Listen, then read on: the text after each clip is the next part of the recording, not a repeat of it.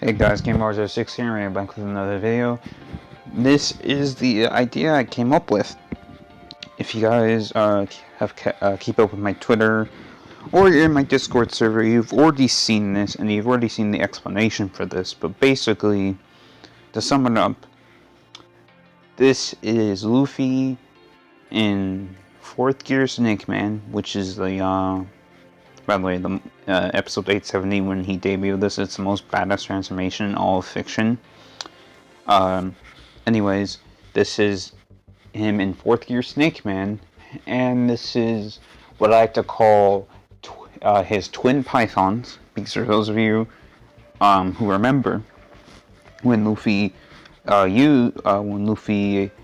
was attacking Katakuri with his fist, and it was bouncing all over the place and constantly accelerating, Luffy referred to his arm as Python, or his fist. His arm, his fist, his hand, well, yeah, whatever. He was referring to it as Python. So this piece is called Samurai Luffy Twin Pythons. And the move that I came up with via this drawing is called Gum Gum Twin Jet Culverin. Since the actual move when he hits somebody is called Gum Gum Jet Culverin. So this is what I came up with, because Luffy's in order for Luffy to, well, when Luffy fights Kaido and Big Mom by himself, and he's about to clap both their cheeks and kick both of their asses, since they set it all line, and he said he's going to kick both of their asses anyway, so, and he's fighting Kaido, so yeah, he's going to fight both of them by himself and completely clap their cheeks. So when he pulls out 4th Gear Snake Man, he can use twin pythons in order to hit both of them at the same time.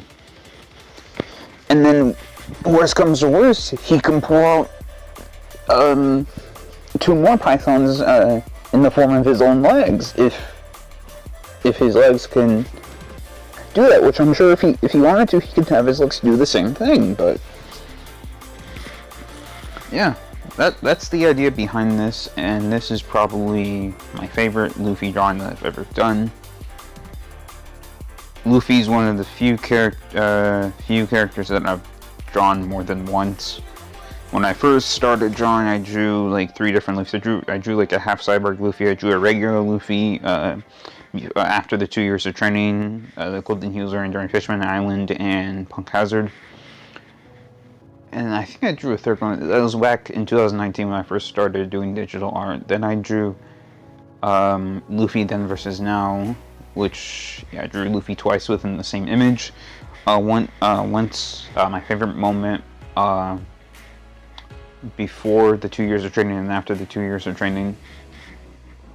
That's what I drew. And then at the start of 2020, I did One Piece episode 914 redraw. I started in 2020. I started on paper in 2020, and then I finished it digitally in January of 2021. It's the first artwork of 2020 that I made. And then during the year, I don't think I made any more Luffy drawings since that point during the year, and then the last thing I did related to Luffy in 2020 is I included it in the 6 fan arts, which I made a poll. Only one person responded to it, and they suggested Ash Ketchum, Romanor, Zoru, and Goku and Minnie Mouse, and also Misty. I'm not familiar with Pokemon, and I was only going to draw characters that I myself was familiar with, because I wasn't going to make fan arts for people I have known nothing about. So I ended up doing Minnie Mouse, Zoro, and Goku, and I also wanted to make sure I did 3 females and 3 males within that one drawing. So Luffy was the last male, and then I did Vanessa Inoteka, and Hinata Hyuga, and that was the last artwork I did for 2020. And then 2021, I have done 2 artworks for Luffy. This one that you guys are seeing now, and then the Straw Hats and Dressrosa Straw Hats plus L and Dressrosa.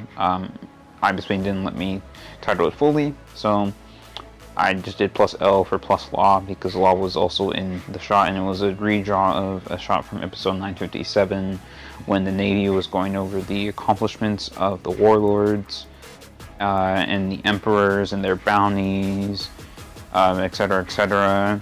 Going over the fact that 3 out of the 4 emperors